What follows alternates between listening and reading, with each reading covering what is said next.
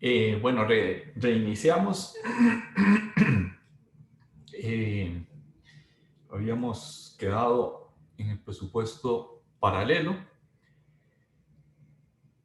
Ahora, el hecho de que los agentes de retención, por ejemplo, los patronos paguen masivamente o declaren masivamente,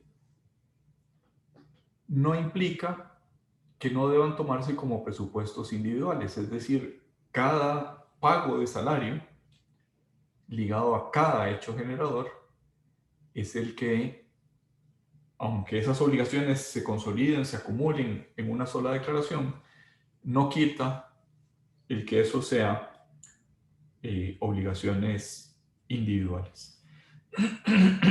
Esto se ve claramente en el caso de las declaraciones rectificativas. Supongamos que el patrono se equivocó a la hora de entregar las retenciones al fisco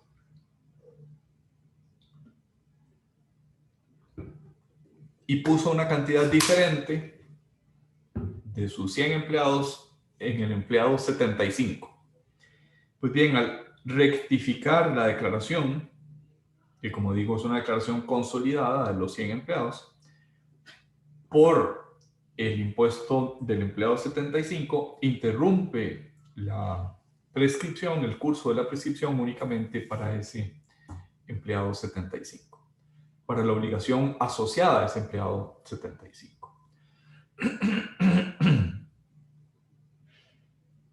¿Qué es pues la obligación principal?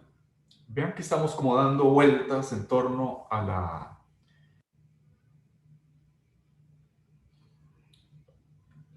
mismo concepto que venimos mencionando desde el inicio de la clase de hoy.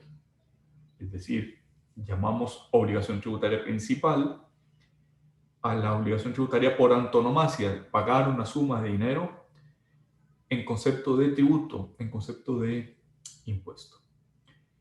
Esa obligación tributaria, la obligación de hacer, que es entregar una suma de dinero, es un vínculo jurídico, lo que une a los dos sujetos, activo y pasivo, y en virtud de ese vínculo, el sujeto pasivo debe ingresar, debe entregar una suma de dinero al ente público,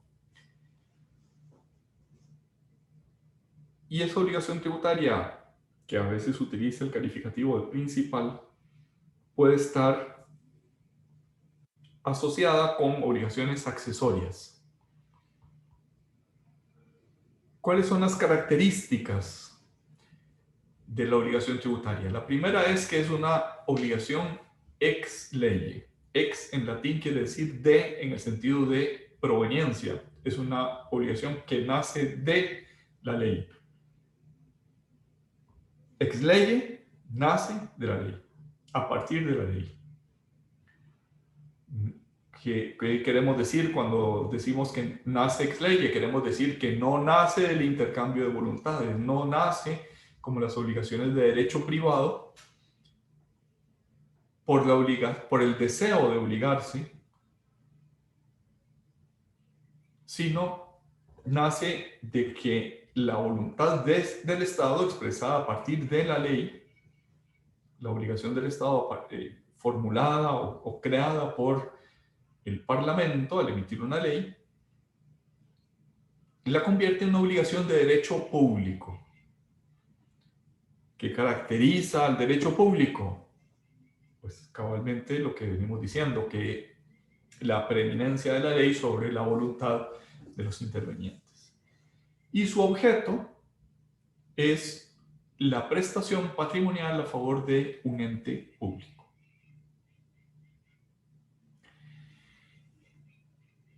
Viene una descomposición, un análisis.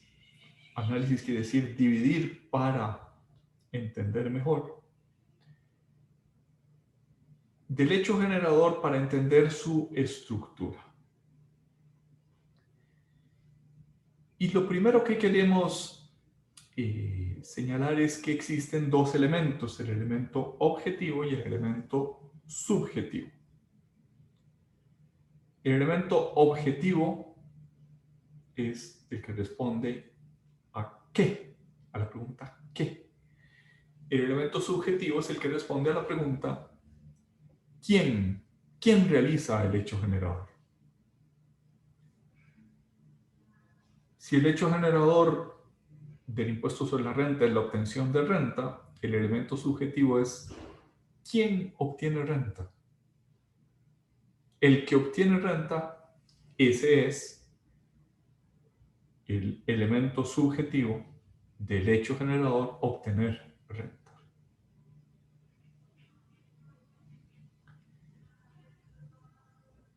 Y ese elemento subjetivo de aspectos materiales, aspectos temporales, aspectos espaciales y aspectos cuantitativos.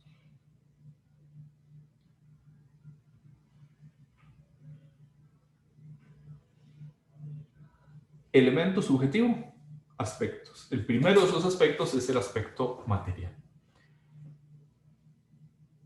El hecho generador no es solo quién realiza el hecho generador, sino qué características tiene.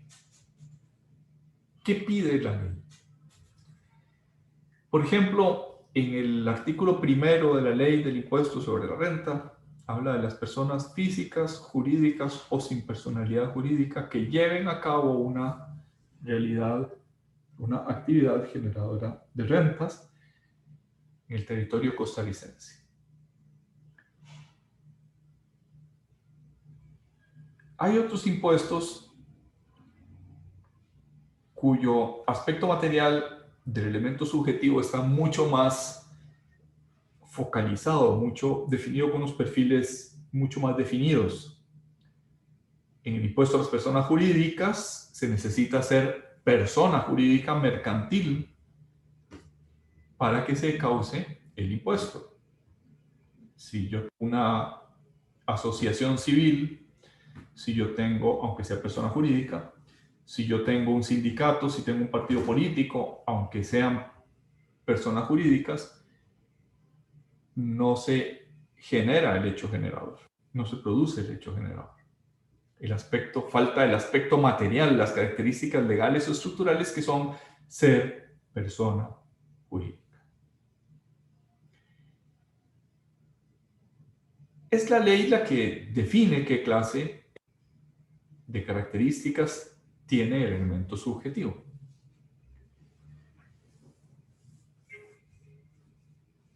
Dice el artículo 17 del Código de Normas y Procedimientos Tributarios que es la persona, el contribuyente es la persona respecto de la cual se verifica el hecho generador de la obligación tributaria. De tal manera que podríamos decir a grandes rasgos que contribuyente y aspecto material del elemento subjetivo son una y la misma cosa.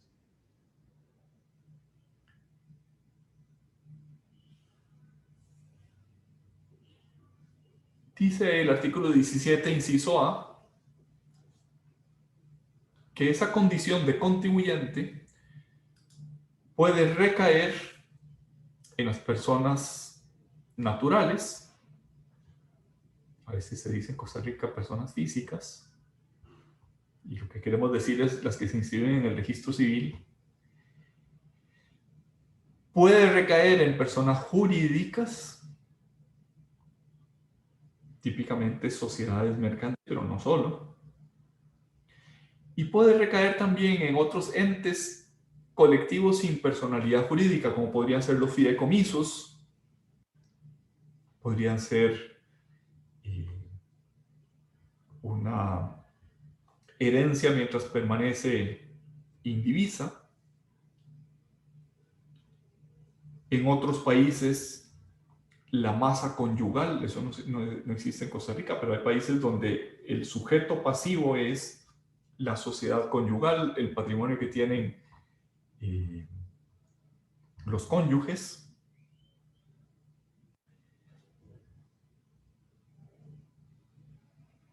También podría en nuestro medio ser contribuyente el consorcio la unión de dos o más interesados en participar en una contratación pública que acuden a la figura del consorcio, que no es persona jurídica, pero que sí puede ser sujeto de imputación de obligaciones y de derechos. El consorcio podría ser un contribuyente.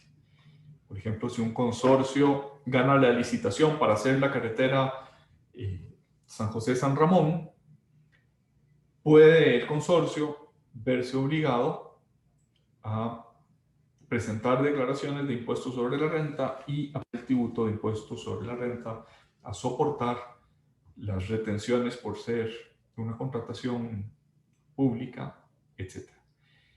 El inciso B del artículo 17 dice que para que las entidades o entes sin personalidad jurídica puedan ser contribuyentes, se requiere que tengan una cierta unidad económica, dispongan de patrimonio y tengan autonomía funcional.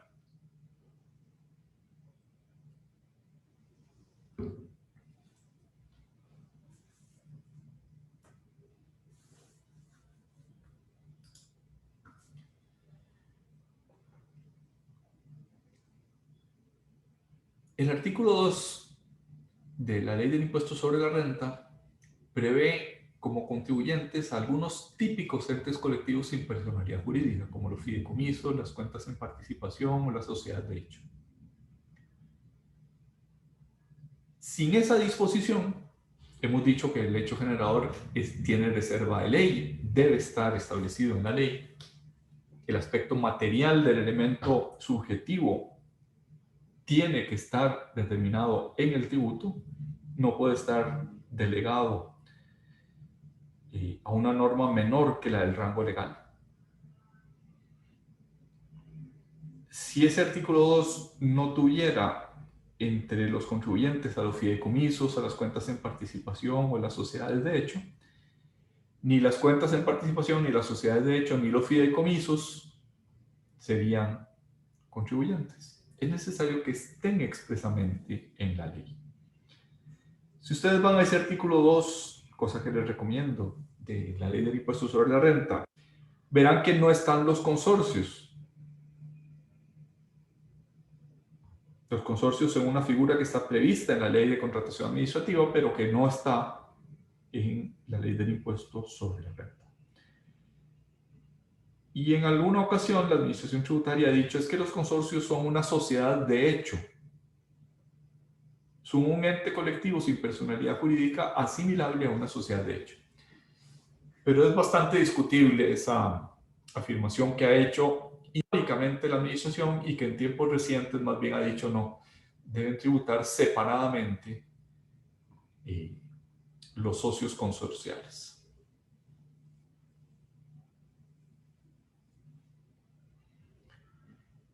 O está en la ley o no está en ningún lado.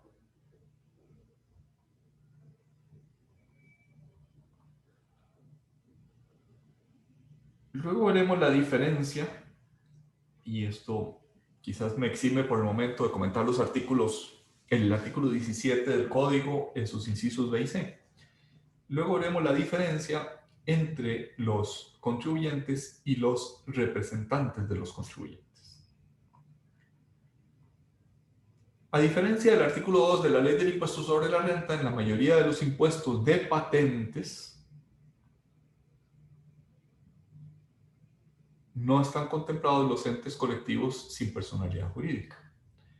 Por tanto, el impuesto de patentes, o la mayoría de los impuestos de patentes, no pueden cobrarse a fideicomisos, a cuentas en participación, a sociedades de hecho.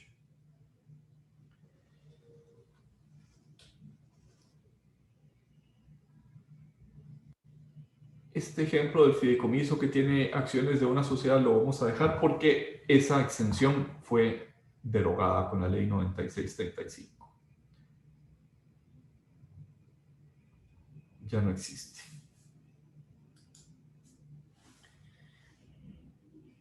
Aspecto material, decíamos hasta filmina. A partir de esta filmina hablamos del efecto temporal. Hay impuestos que son instantáneos, pero hay otros impuestos que requieren un arco de tiempo, una extensión temporal en cierta situación.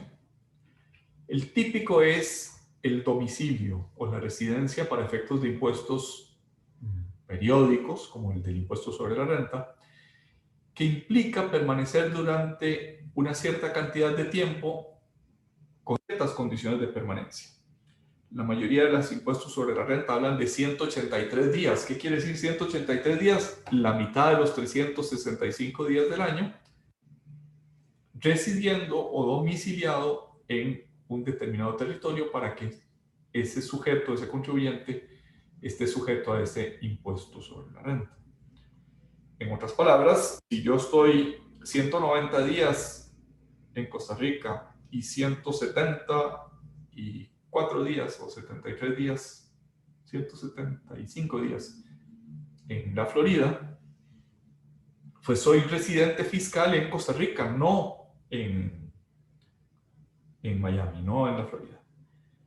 Por tanto, soy contribuyente del impuesto sobre la renta, no del impuesto sobre la renta estadounidense. Aspecto temporal, sobre todo se relaciona con los impuestos periódicos.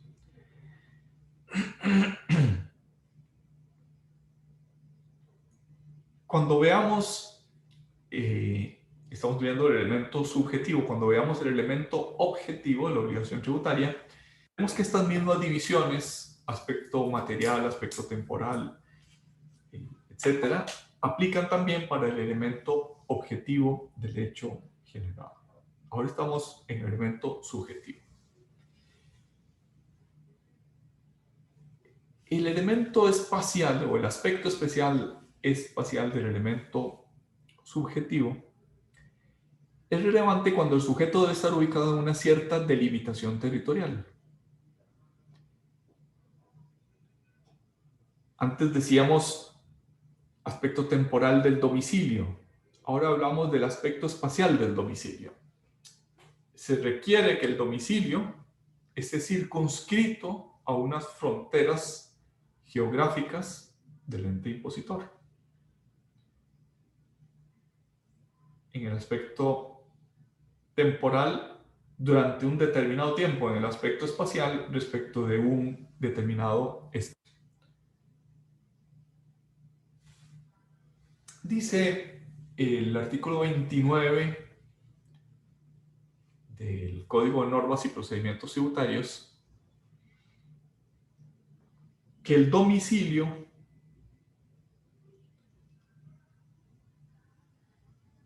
es, después de una serie de supuestos, donde tiene lugar los negocios, donde está la dirección del negocio, donde se sucede el hecho generador, etc. Después de esa definición general, se ponen algunos perfiles que podríamos llamar formales, donde lo ubique la administración tributaria. Donde la administración tributaria puede exigir el cumplimiento de las obligaciones tributarias. El que fije la administración, si no pudiera aplicarse ninguna de las leyes o de las normas más sustanciales que se refieren a los aspectos espacial y temporal del elemento material del hecho generador.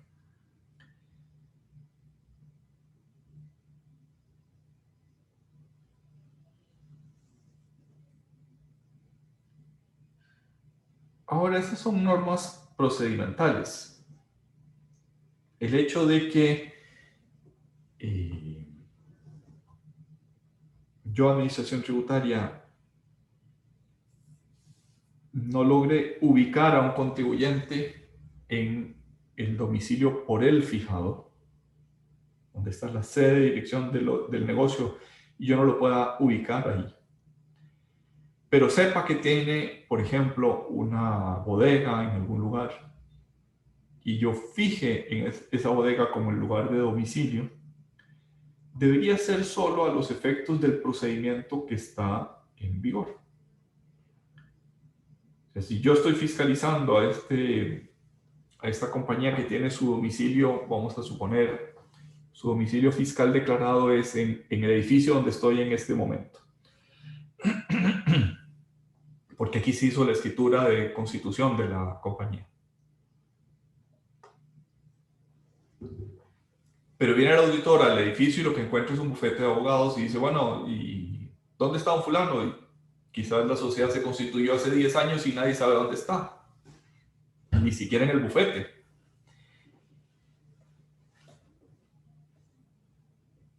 Pero a los efectos de su procedimiento de fiscalización, podría ese auditor decir, yo sé que tiene una bodega, digamos, en San Francisco de los Ríos, en el otro extremo de la ciudad. Y puede ese auditor fiscal establecer a los efectos de ese procedimiento un domicilio, es decir, un lugar fijo para imputar notificaciones, comunicaciones, requerimientos, etc.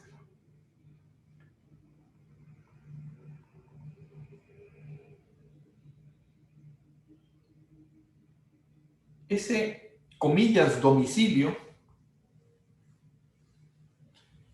fijado a los efectos de un procedimiento, no se refiere al aspecto de la estructura del hecho generador, es decir, al aspecto espacial del elemento subjetivo del hecho generador. Por ejemplo, dice ese artículo 29 del Código de Normas y Procedimientos Tributarios que los extranjeros están obligados a fijar un domicilio para notificaciones en Costa Rica. Bueno, está bien, pero eso no significa, el que haya un sitio de notificaciones, no significa que tengan un verdadero domicilio. Siguen siendo no domiciliados, por ejemplo, a efectos del impuesto de remesas al exterior. Domicilio formal no es lo mismo que el domicilio al que alude el aspecto espacial de la estructura del hecho generador. Pasemos ahora al elemento objetivo del hecho generador. Tiene los mismos aspectos, material, espacial, temporal, y vamos a añadir ahora el aspecto cuantitativo. Respecto al aspecto material, es el hecho, el acto, el negocio, el estado o la situación que la ley escoge como hecho generador.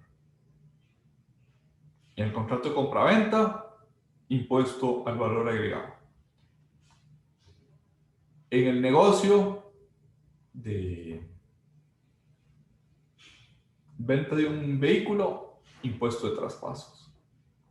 En el acto de adjudicación de un remate de una hipoteca, impuesto de traspaso de bienes inmuebles. Es esa situación, ese acto, ese hecho, lo que llamamos aspecto material del elemento objetivo del hecho generado. Como ya dijimos al inicio, responde a la pregunta ¿qué? ¿Qué es lo que hace surgir la obligación tributaria?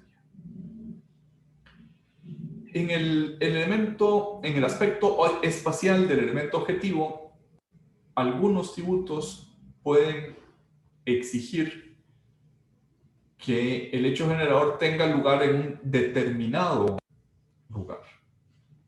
Por ejemplo, en el impuesto sobre la renta costarricense se habla de rentas producidas por bienes situados, capitales invertidos o servicios prestados en el territorio costarricense.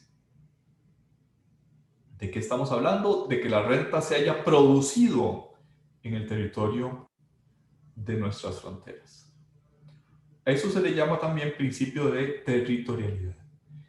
Y de manera general se habla de que en Costa Rica y en la mayoría de los países de América Latina los impuestos son territoriales, mientras que en algunos países del primer mundo los impuestos son por residencia fiscal.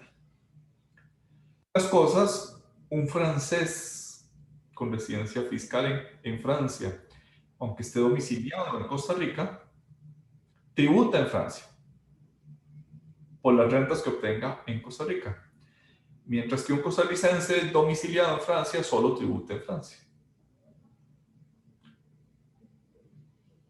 En general se habla de renta territorial o renta mundial.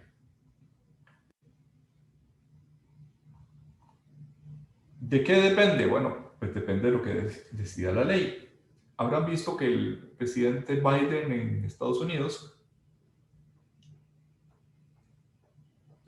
propuso a la OCDE, y la OCDE parece hacerse eco de esa propuesta, la existencia de un tributo mínimo para las multinacionales.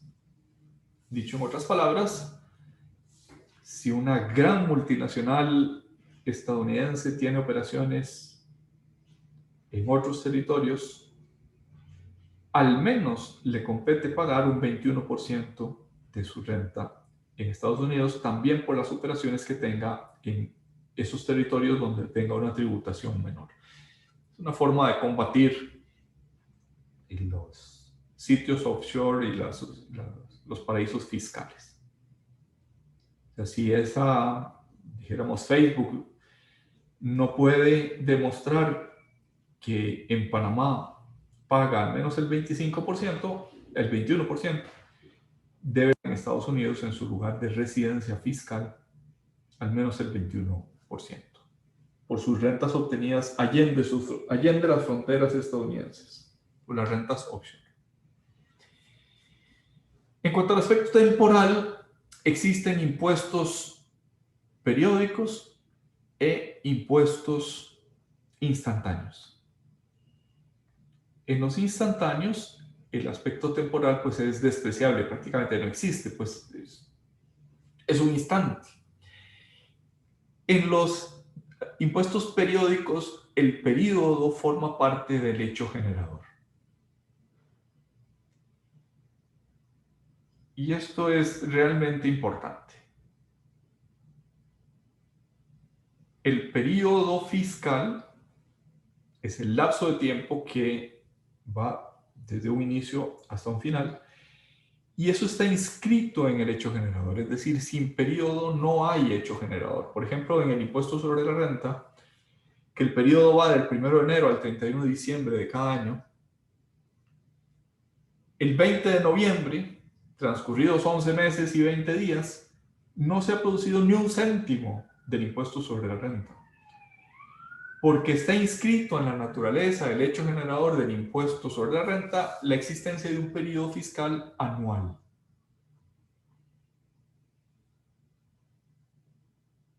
Forma parte del hecho generador. Y aunque a todo apunte a que el 30 de diciembre se va a producir un impuesto de la renta al día siguiente, el 31, el 31 de pérdida, puede venir un huracán y aquella empresa que tenía utilidades puede ser que en realidad tenga pérdidas ese año. El periodo forma parte del hecho generador. El periodo es el tomar el transcurso del tiempo, que por su propia naturaleza es continuo, y volverlo estanco, ponerle un inicio y un final, arbitrario, al arbitrio del legislador. Pues bien, ese principio y final y lo que transcurre entre ambos forma parte de la definición del hecho generador. Y eso quiere decir que los tributos de un periodo son autónomos respecto de los tributos del siguiente periodo y del anterior periodo. Yo puedo interrumpir, por ejemplo, la prescripción del periodo fiscal 2019 si lo fiscalizo. Y como no incluí en la fiscalización el periodo fiscal 2020, no interrumpí la prescripción del periodo fiscal 2020.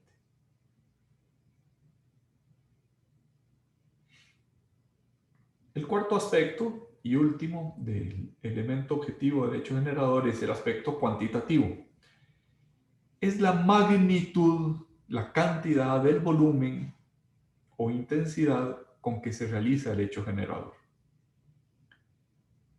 Si A, entonces B. Si renta, entonces impuesto sobre la renta. Pero ¿de qué tamaño es esta renta?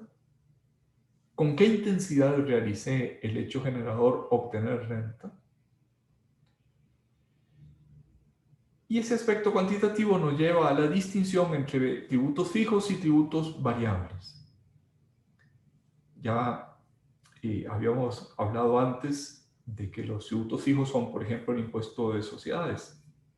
Las sociedades inactivas pagan un cuarto salario de base, las sociedades activas pequeñas, medio salario base, las sociedades activas más grandes, un salario base. O variables, aquellos en los que el cambio en la base imponible produce cambio en el impuesto a pagar. Dentro de los variables puede haber impuestos progresivos, es decir, aquellos a los que un aumento en la base corresponde a un aumento más que proporcional en la cuota. Tributos fijos, tributos variables.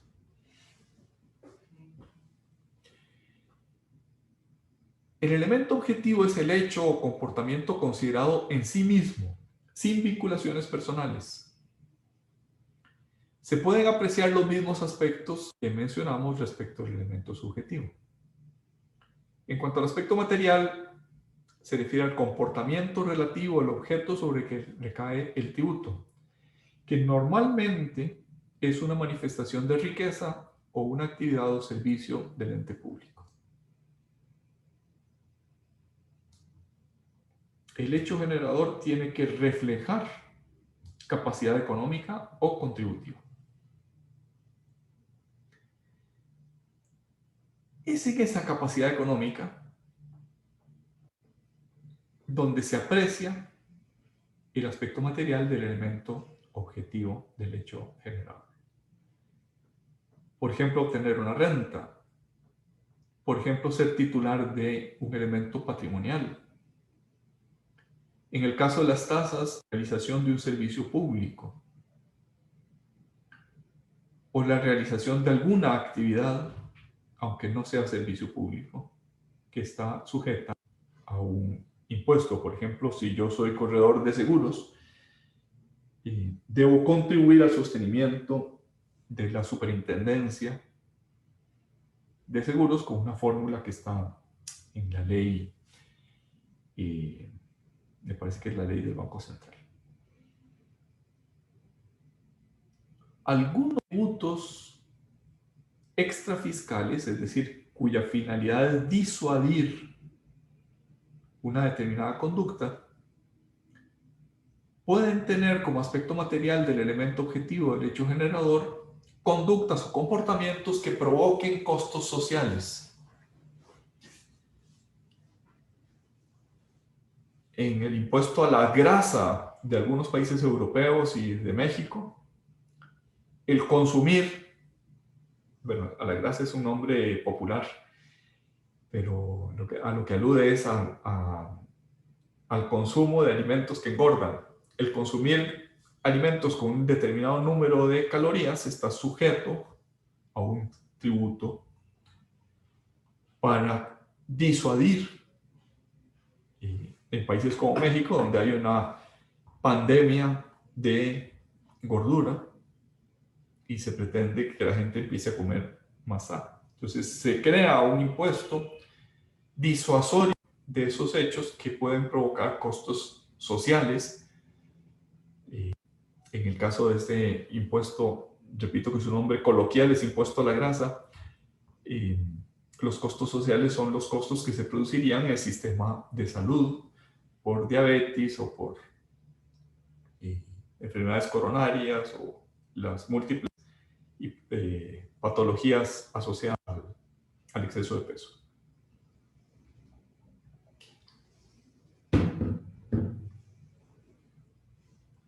Algo Algo parecido puede suceder en el tabaco o en los alcoholes, cuando se pretende disuadir el consumo de esas sustancias.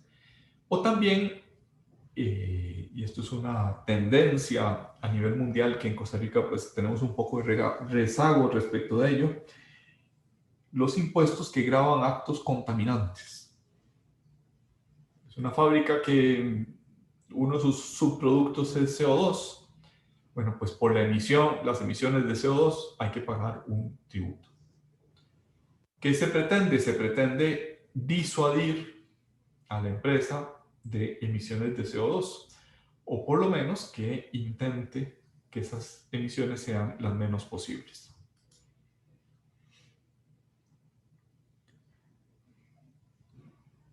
En ese aspecto material del elemento objetivo del hecho generador, la doctrina suele distinguir entre objeto material y objeto fin. Tal vez una forma de explicarlo es aludir a los impuestos como el impuesto al valor agregado, que están diseñados para trasladar la carga tributaria, para que la carga tributaria sea trasladada.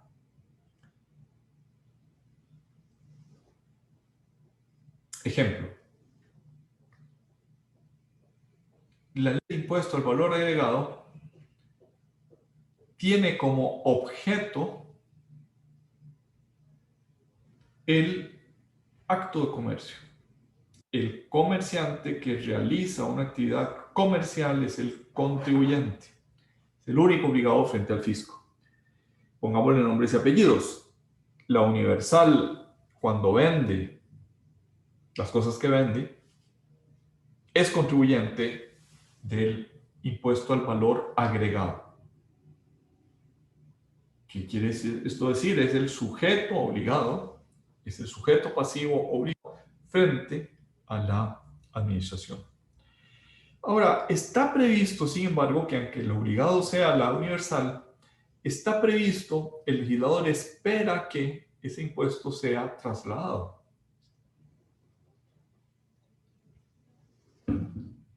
Esto es, no se pretende gravar la capacidad económica de la Universal, sino que se pretende gravar la capacidad económica de los que contratan con la Universal, de los compradores de la Universal, de los trasladados o repercutidos con el impuesto.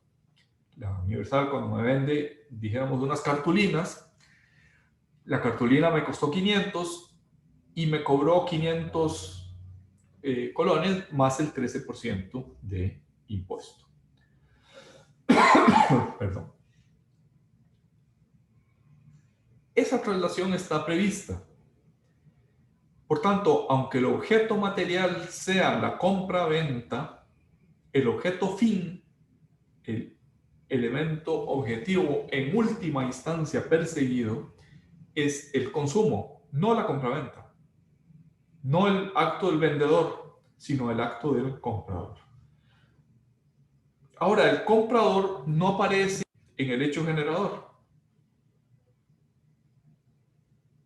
No aparece jurídicamente en el hecho generador. Solo aparece en el círculo de obligados tributarios el vendedor. Pues bien, el objeto material es la riqueza que se graba, el objeto fin es la riqueza que se quiere grabar en última instancia. El material es el vender, el objeto fin es el consumir.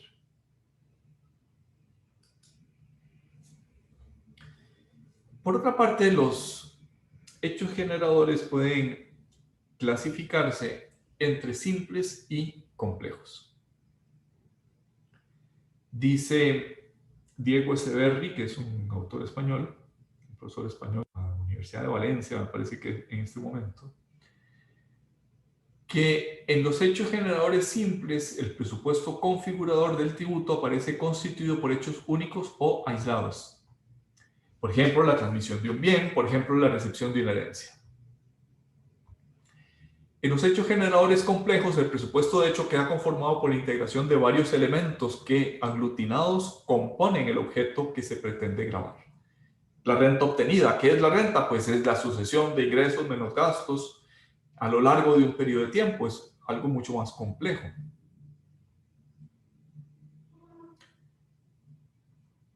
En España, como existe no rentas cedulares como en Costa Rica, sino rentas globales que graban no solo las empresariales, profesionales y artísticas, sino también las salariales y las rentas pasivas.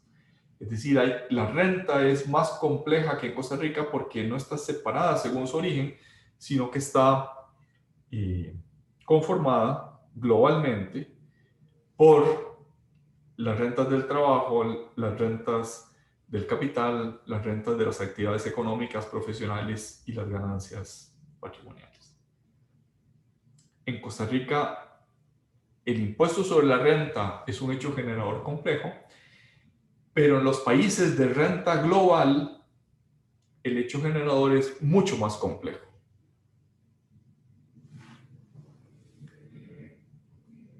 El aspecto temporal tiene varias notaciones. Aspecto temporal del elemento objetivo del hecho generador. En primer lugar, el ámbito temporal, que puede ser despreciable, es decir, prácticamente no tiene ninguna importancia en el caso de los impuestos instantáneos, o puede ser particularmente importante en el caso de los impuestos periódicos. Casi todos los impuestos periódicos son impuestos complejos. Casi todos los impuestos instantáneos son impuestos simples. En un hecho generador periódico, los elementos que componen el objeto que se pretende grabar se aglutinan a lo largo de un periodo definido en la ley del tributo. Es decir, aunque la actividad obtención de renta sea un continuum,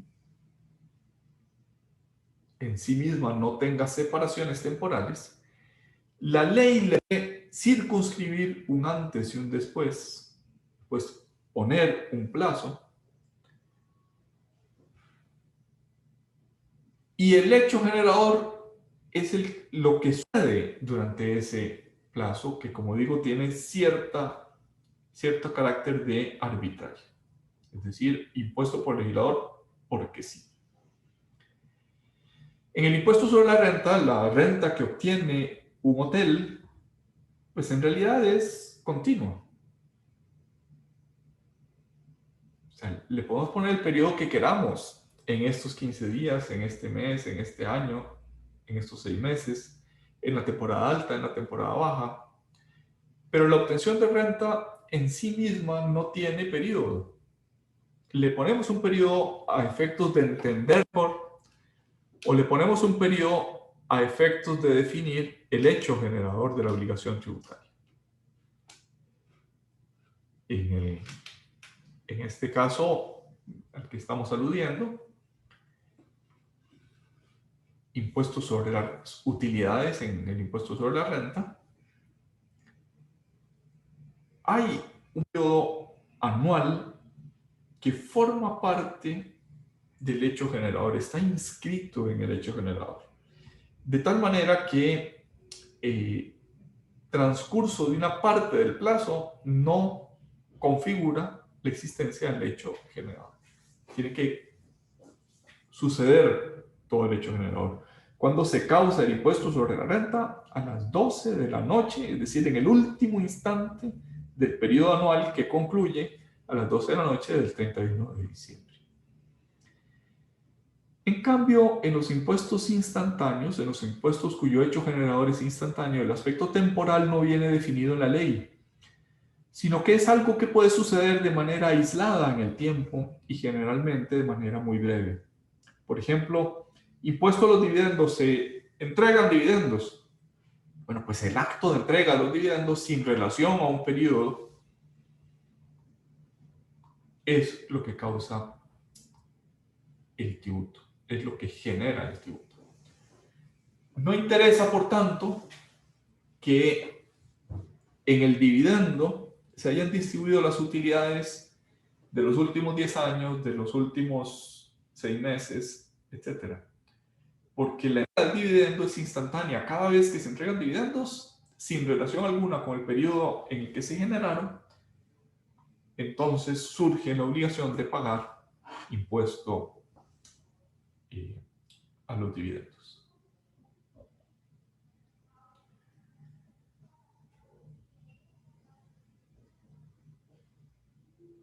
En el caso de impuestos periódicos, el periodo forma parte del hecho generador del tributo. Está incorporado el aspecto material del hecho generador. En el aspecto material está incorporado ese periodo. El ejemplo típico es el impuesto sobre la renta, en el que se debe optar por si se devenga o se percibe, si se utiliza el criterio del devengado o del percibido. De acuerdo con el criterio del devengado, por ejemplo, la cuota de alquiler del mes de junio, que se causa con que inicie el mes de junio, según el contrato, ya se produjo. Pero puede ser que la cuota de alquiler del mes de junio no me la hayan pagado todavía. Y no me la paguen ni siquiera en el mes de junio, sino en el mes de agosto, acumulando junio, julio y agosto. Pues bien, el periodo fiscal del impuesto sobre las rentas de capital, que es el que grava habitualmente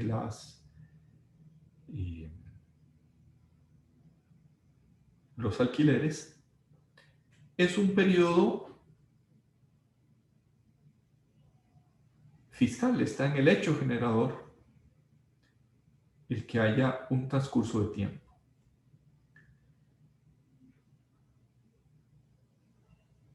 Con el criterio del devengo, lo que interesa es que haya surgido la obligación de pago del alquiler. Con el criterio del percibido, el que efectivamente se haya pagado. Los contribuyentes están obligados en general a utilizar el criterio del devengo, pero excepcionalmente, por ejemplo, los profesionales individuales pueden utilizar el criterio del percibido. Dice el artículo 21 de la Ley General Tributaria Española, hablando del devengo. El devengo es el momento en el que se entiende realizado el hecho generador y se produce el nacimiento de la obligación tributaria principal. Aquí estamos utilizando la expresión devengo en forma un poquito distinta de la filmina anterior. En la filmina anterior, devengo y percepción, criterio de devengo o criterio de percibido, se refería al hecho generador, es decir, a la realización de la actividad que la ley considera como hecho generado. La obtención de renta, la obtención de un alquiler, etc. Ese criterio del devengo o del percibido es un criterio de imputación personal. Pertenece a este periodo o pertenece a este otro periodo. Se imputa temporalmente. En esta otra filmina, la del artículo 21 de la Ley General Tributaria Española, estamos hablando del devengo referido a la realización del hecho generador. Es decir, no estamos hablando de a qué se imputa, sino cuándo se entiende nacida la obligación tributaria principal. Es de matiz, pero es importante esa diferenciación. En los impuestos periódicos, el devengo puede suceder el primer día del periodo fiscal, como sucede en el impuesto de bienes inmuebles. El periodo va del 1 de enero al 31 de diciembre, el impuesto de bienes inmuebles. Y se devenga, es decir, nace a la vida jurídica el 1 de enero. aunque haya posibilidad de pagarlo por los trimestres que concluyen el 31 de marzo, 30 de junio, 30 de septiembre y 31 de diciembre. Está devengado, surgió la vida jurídica el impuesto todo y completo. En cambio, en el impuesto sobre la renta, el periodo determina que se devengue el impuesto al finalizar el periodo fiscal. El impuesto sobre la renta se devenga el impuesto el 31 de diciembre, es decir, el último día del periodo fiscal. El legislador puede escoger hacer surgir la obligación, es decir, devengarse el tributo, el primer día, el último o cualquiera dentro del periodo fiscal. Lo normal es que escoja o el primero o el último. Y se entiende realizado el tributo, el hecho generador de surgir el tributo, en ese momento definido por la ley, el primer día, el último o algún otro dentro del periodo fiscal. Incluso aunque otros aspectos del hecho generador no se hayan completado. Pregunta de examen. Si yo soy el dueño de una casa, digamos en Belén, y la vendo el 3 de enero, ¿soy o no soy el obligado tributario del impuesto de bienes inmuebles de esa casa en Belén? ¿Qué opinan? ¿Quién se apunta a darme una respuesta, aunque sea bateada?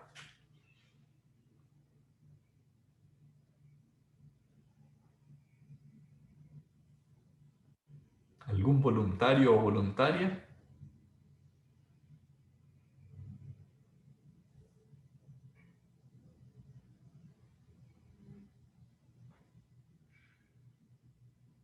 ¿Ninguno? ¿Ninguna? ¿Puede plantear nuevamente la situación? Sí, Pablo. Lo que decíamos es que el devengo puede ser establecido por el legislador el primer día del periodo o el último del periodo o cualquiera dentro del transcurso del periodo. En el impuesto de bienes inmuebles, supongamos que yo soy el dueño de una casa en la municipalidad de Belén y la vendo, es decir, deja de ser mía el 3 de enero. La pregunta es, ¿yo soy contribuyente? ¿Soy el obligado tributario del impuesto de bienes inmuebles por esa casa que vendí el 3 de enero? ¿O el contribuyente es el comprador?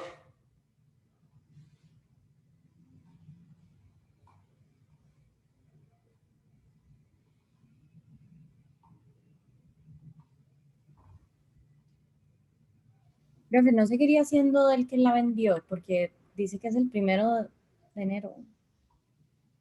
Sí, la ley del impuesto de bienes inmuebles dice que se devenga el 1 de enero, el primer día del periodo. Por Yo tanto, entiendo que seguiría siendo como el que la vendió, entonces. sí, el que aparecía en el catastro municipal como propietario el primer día del periodo. Ese es el obligado. La ley del impuesto de bienes inmuebles, si bien considera a ese propietario que dejó de serlo el 3 de enero, lo considera el contribuyente, dice que el adquirente es solidariamente responsable, pero el obligado principal es el que aparecía en el catastro municipal como propietario el primer día del periodo. La ley podría haber dicho el que aparece como propietario el último día del periodo, o podría haber establecido periodos que no fueran anuales. Podría haber dicho, esto tendrá periodos fiscales trimestrales, de tal manera que el que aparezca en el catastro municipal el primer o el último día del trimestre está obligado por todo el impuesto que se cause en ese trimestre. Profe, hay una consulta. ¿Qué pasa, por ejemplo, si yo traspaso mi casa, digamos, no sé, 3 días antes de que termine el mes? O sea, digamos que yo lo traspase el 27 de diciembre, digamos, Sí. y todavía no sale anotado el nombre del comprador, pero ya tiene esa anotación de traspaso. Recuerde que la norma del impuesto dice en el catastro municipal, catastro nacional, no es que yo presenté la escritura al registro público y todavía está pendiente. Digamos que la presenté antes de que cerraran el registro. Y el registro se fue de vacaciones y regresó el 6 de enero. Pues bien, el que aparezca en el catastro municipal, no en el registro nacional, como propietario, al 1 de enero. Ok, perfecto, gracias. Con gusto.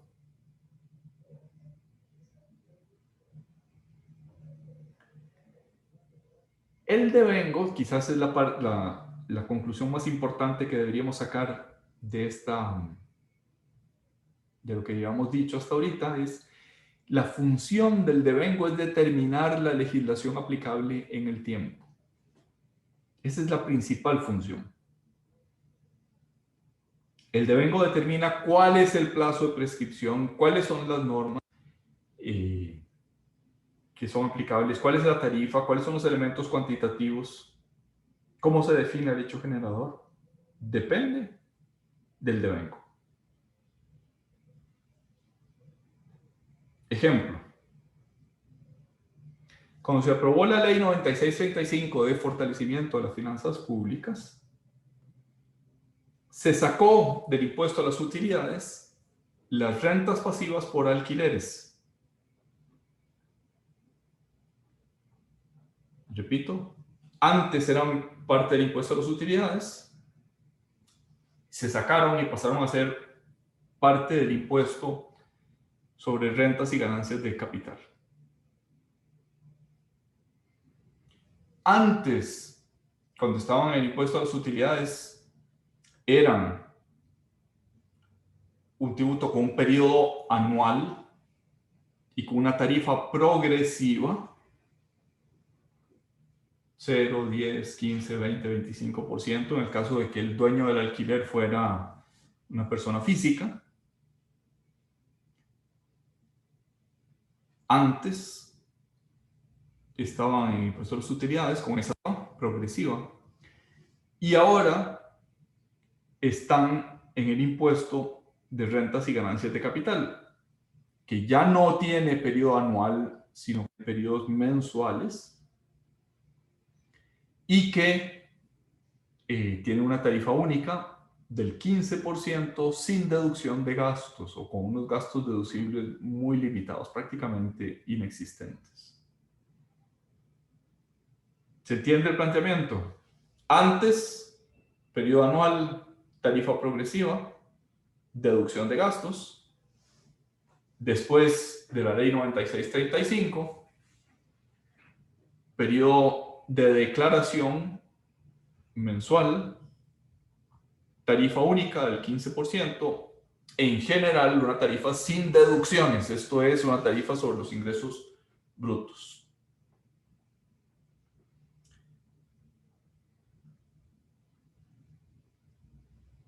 Alguna gente dijo, bueno, te cobro todo el alquiler, incluso te doy un descuento si me pagas todo el alquiler del año.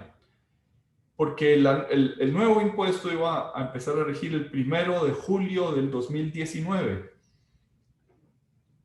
Y algunos le dijeron a sus arrendatarios, págame todo el impuesto, perdón, todo el alquiler del año y te hago un descuento. ¿Por qué? Porque el 15% sobre el bruto era más oneroso que el porcentaje que correspondiera sobre el neto. ¿Qué hicieron? Adelantaron el devengo. Por devengo en ese impuesto está determinado por la fecha de pago. ¿Se entendió mi ejemplo o mi ejemplo más bien introdujo confusión?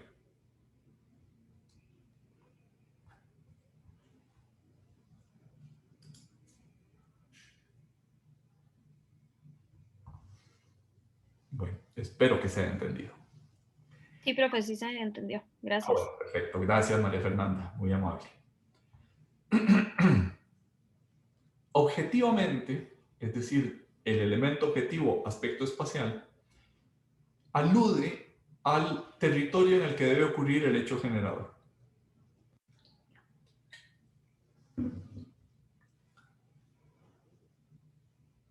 Existe en algunos impuestos sobre la renta el llamado criterio de territorialidad o de la fuente, que implica que la renta puede ser generada en el territorio del ente impositor versus el criterio de renta mundial, también llamado criterio de residencia, que no implica, que no importa dónde se produzca la renta, sino que lo que interesa es que yo sea, el contribuyente sea residente fiscal del ente impositor.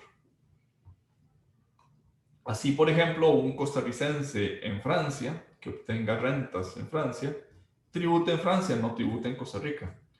Pero un francés, por ejemplo, que tenga una escuela de surf en Jacó, tributa en Costa Rica, la fuente, pero además tributa en Francia por el criterio de renta mundial.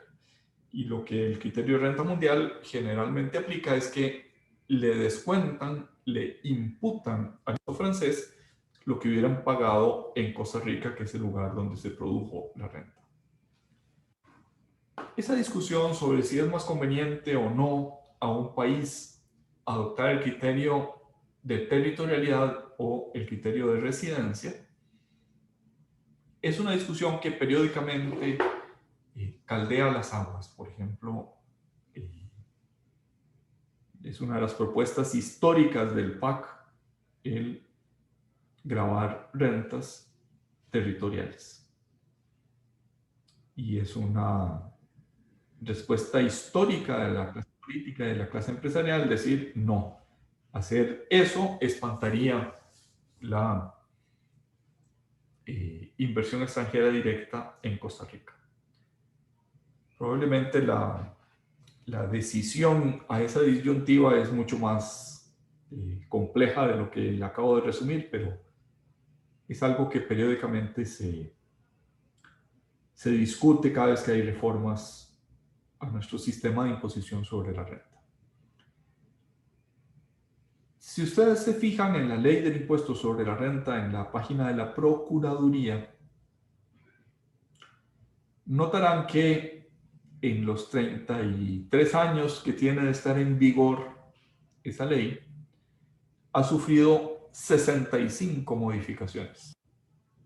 Es decir, si fuera el caso de una estadística simple, diríamos 2 modificaciones por año. Es de las leyes más inestables del país. En los 33 años que tiene la ley del impuesto sobre la renta, ha sufrido más modificaciones que en los casi 150 años que tiene el Código Civil de estar en vigor en el país. Uno de los elementos en que más se discute es ese elemento de territorialidad versus renta mundial. Los defensores de la renta mundial dicen la verdadera capacidad económica no viene dada por la producción de rentas en un determinado territorio costarricense. Más bien, quienes obtienen rentas fuera de Costa Rica, pero residen en Costa Rica, normalmente o probablemente tienen una mayor capacidad económica.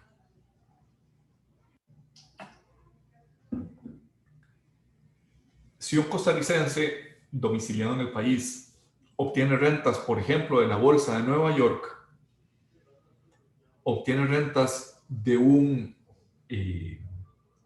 apartamento en Miami, probablemente tiene más capacidad económica del que todas sus rentas están producidas en Costa Rica. el que tiene capacidad de invertir fuera de nuestras fronteras casi siempre tiene mayor capacidad económica del que no tiene esa posibilidad.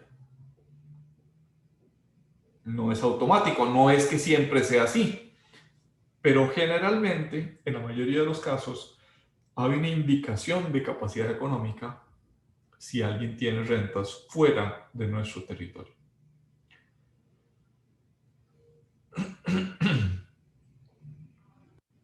Y por otra parte, si las rentas producidas en Costa Rica las grabamos, por ejemplo, si invierto en la bolsa de valores costarricense, lo grabo con un 15%, pero no grabo los rendimientos de la bolsa de valores de Chicago, o de la de Nueva York, o la de México, estoy sesgando la decisión económica de dónde invertir.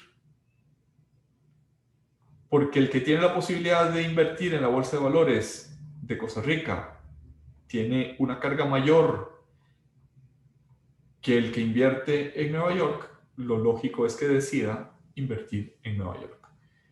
Por tanto, quienes proponen una renta mundial, una renta según el criterio de residencia, se graba en Costa Rica, los residentes en Costa Rica, sin tomar en cuenta el origen de la renta, al menos para las rentas pasivas, parecen tener un buen punto a su favor. Es lo que ha dado de llamarse renta dual.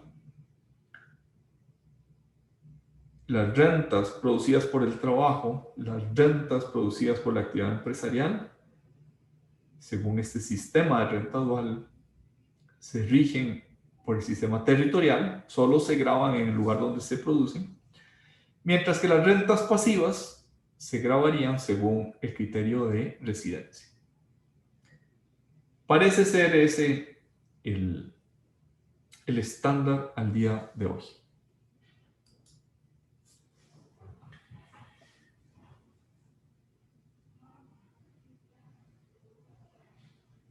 Aspecto cuantitativo del elemento objetivo del hecho generador. A veces ese elemento objetivo puede ser acotado por un elemento cuantitativo. En el viejo impuestos a los activos de las empresas, quienes tuvieran activos de más de 30 millones de colones, como mínimo, estaban sujetos a este impuesto. Quienes no tuvieran activos de ese monto, no estaban sujetos al impuesto. No realizaban el hecho generador de la obligación tributaria. Es decir, en cuanto al aspecto cuantitativo, puede el hecho generador establecer un parámetro de intensidad de realización. Quienes realicen el hecho generador en una determinada cuantía incurren en el hecho generador. Si no se llega a esa cuantía, si no se llega a esa cantidad, a esa magnitud, a esa intensidad, entonces el hecho generador no sucede. Vamos a dejarlo el día de hoy por aquí. Vamos a concluir en este momento la clase para que el tema de la naturaleza jurídica del hecho generador no sea un tema completo en la clase dentro de 8 días.